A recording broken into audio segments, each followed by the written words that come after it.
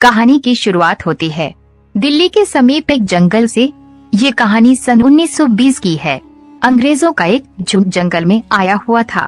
वहाँ पर हुकूमत करने वाले एक अंग्रेज की पत्नी एक छोटी सी बच्ची से टैटू बनवा रही थी। बच्ची बहुत ही खूबसूरत टैटू बना रही थी। मध्यम मध्यम गाना गाकर टैटू इतना खूबसूरत बनती है कि अंग्रेजी महिला खुश हो जाती है और 2 सिक्के देकर बच्ची को साथ लेकर जाने लगती है। इतने में उस बच्ची के माता पिता को समझ आता है कि वह पैसे टैटू बनाने के नहीं बल्कि उस बच्ची को खरीद कर ले रही है। उस बच्ची की मां उनकी गाड़ी को रोकने की कोशिश करती है। तभी एक अंग्रेज उतरता है और उस बच्ची की मां पर गोली तान देता है।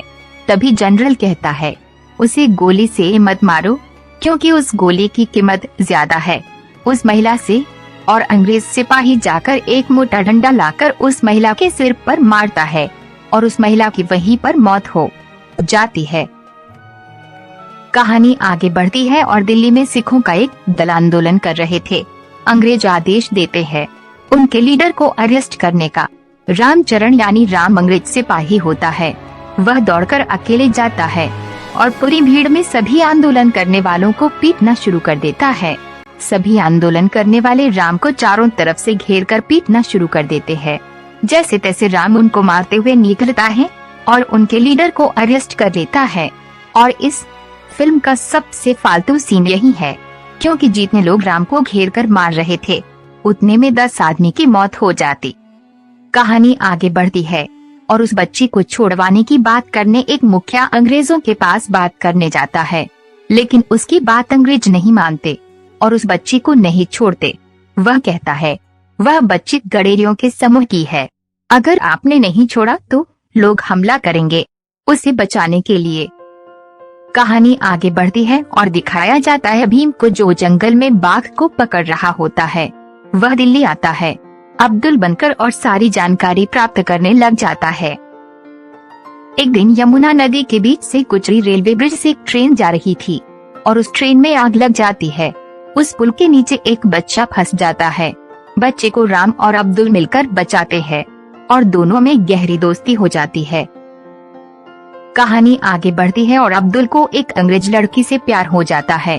उस लड़की को पटाने में राम अब्दुल की मदद करता है और लड़की पट जाती है। अब्दुल का भाई सहायता के लिए और आदमी ढूंढ रहा था और राम उन लोगों को जो उस बच्ची को बचाने के लिए हमला करेंगे। लेकिन इस बात का पता न तो अब्दुल को रहता है और न राम को कि वे एक दूसरे के दुश्मन है। राम अब्दुल के भाई को पकड़ लेता है, लेकिन इस बात का पता अब्दुल को नहीं रहता है। राम अब्दुल के भाई को मार पीट कर पूछ रहा था, लेकिन वो कुछ भी नहीं बताता है। राम बाहर जाता है और अब्दुल के भाई को एक सांप डंसने वाला रहता है कि वे उसे पकड़ लेता है और जैसे ही राम आता है उस पर छोड़ देता है। वह सांप उसे डंस लेता है और राम उस सांप के जहर से मरने वाला रहता है 1 घंटे में। इसलिए वो अब्दुल के भाई को छोड़ देता है। अब्दुल अंग्रेजों के घर में अपनी गर्लफ्रेंड की मदद से अंदर जाता है पता करने की वो लोग उसकी बहन को कहाँ छुपा कर रखे हैं और उसे पता चल जाता है। उसी रात वो हमला करने वाला रहता है। तभी वो देखता है कि राम मध्यम हालत में आ रहा है। वह उसका इलाज करता है और उसे बता देता है उसका नाम अब्दुल नहीं भीम है और वह आज रात हमला करने वाला है अंग्रेजों के महल में, क्योंकि उसकी बहन को अंग्रेजों ने बंदी बनाकर रखा है। और वह चला जाता है। राम का इलाज होने के कारण बच जाता है और वह आश्चर्यचकित रह जाता है कि वह आदमी भीम है जिसे वह खोज रहा था। भीम अंग्रेजों के महल में जाता है हमला करने पूरी तैयारी के साथ। वह जंगल से जानवरों को पकड़कर इसलिए कैद कर रहा था क्योंकि वह जब हमला करने जाता है तब वह गाड़ी के पिंजरे में सभी जानवरों को लेकर जाता है और अंदर आते ही सभी जानवरों के पिंजरे खोल देता है, जिससे सभी जानवर अंग्रेजों को भागने का मौका नहीं देते और सबका शिकार कर देते हैं। वह अपनी बहन को छुड़ाने ही वाला था कि राम आ जाता है और दोनों में लड़ाई होती है और राम कहता है सरेंडर कर दो नहीं तो तुम्हारी बहन नहीं बचेगी। और भीम सरेंडर कर देता है। उसके साथ बहुत जुल्म करते हैं। अंग्रेज और एक दिन उसे फांसी देने वाले रहते हैं।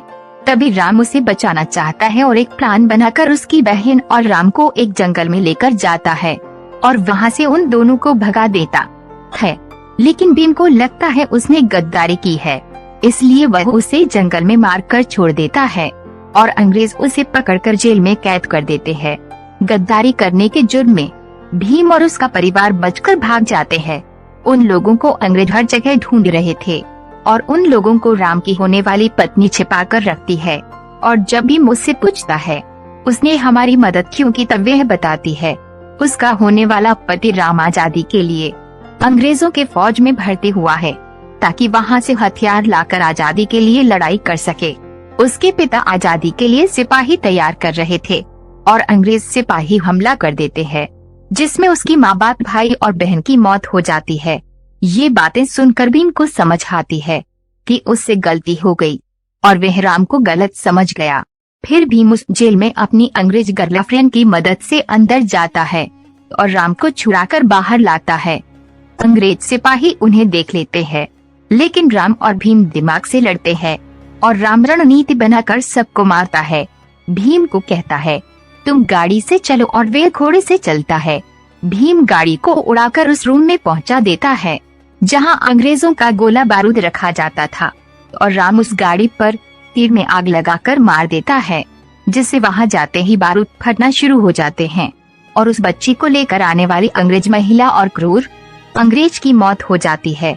फिर राम और भीम वापस घर आते हैं और भीम राम की होने वाली पत्नी सीता को उसका हाथ सौंपता है और भीम उसकी छोटी बहन और उसका पूरा परिवार राम और सीता की शादी करवाते हैं। और इस तरह खुशी खुशी ये फिल्म यही खत्म हो जाती है। इस फिल्म को बनाने में हमें काफी मेहनत और समय लगी है।